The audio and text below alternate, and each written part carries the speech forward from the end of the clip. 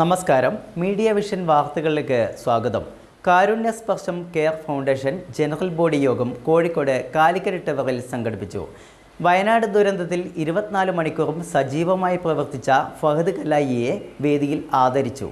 ചുരുങ്ങിയ കാലം കൊണ്ട് തന്നെ നിരവധി സാമൂഹ്യ ജീവകാരുണ്യ പ്രവർത്തനങ്ങൾ കൊണ്ട് ശ്രദ്ധേയമായി കൊണ്ടിരിക്കുന്ന കോഴിക്കോട് കേന്ദ്രമായി പ്രവർത്തിക്കുന്ന കാരുണ്യ സ്പർശം കെയർ ഫൗണ്ടേഷന്റെ ജനറൽ ബോഡി യോഗവും വയനാട് ദുരന്ത മേഖലയിൽ 24 മണിക്കൂറും ക്യാമ്പുകളെ കോർഡിനേറ്റ് ചെയ്ത് പ്രവർത്തിച്ച കാരുണ്യ സ്പർശം കെയർ ഫൗണ്ടേഷൻ സംസ്ഥാന കമ്മിറ്റി അംഗം ഫഹദ് കലായിയെ ആദരിക്കൽ ചടങ്ങും കോഴിക്കോട് കാലിക്കറ്റ് ടവറിൽ സംഘടിപ്പിച്ചു. കാരുണ്യ സ്പർശം സ്റ്റേറ്റ് ജനറൽ സെക്രട്ടറി അഷ്റഫ് ബാലുശ്ശേരിയുടെ സ്വാഗതത്തോടെ ആരംഭിച്ച യോഗത്തിൽ സംസ്ഥാന പ്രസിഡന്റ് അശോകൻ കിനാലൂർ അധ്യക്ഷത വഹിച്ചു.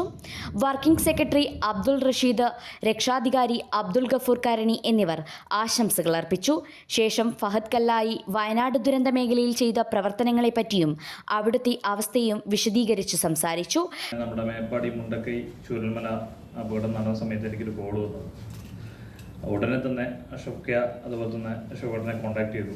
കാരണം സ്പർശത്തിൻ്റെതായിട്ടുള്ള സ്പർശനം നമ്മുടെ ആ ഒരു പ്രവർത്തനത്തിൽ വേണം എന്നുള്ളത് എനിക്ക് നിർബന്ധമുണ്ടായിരുന്നു. കാരണം നമ്മളൊരു ചെയ്യുന്നതിനൊരു ബാനറോ കാര്യങ്ങളോ ഇതുവരെ വെച്ച് പോകുന്നത് ഞാൻ കണ്ടിട്ടില്ല. തുറന്നു പറയാലോ, അവിടെ പോയി കണ്ട സിറ്റുവേഷൻസ് ഒരിക്കലും എനിക്കൊരു കുഞ്ഞനുണ്ടതാണ്, നമുക്ക് എല്ലാവർക്കും മക്കളുള്ളതാണ്.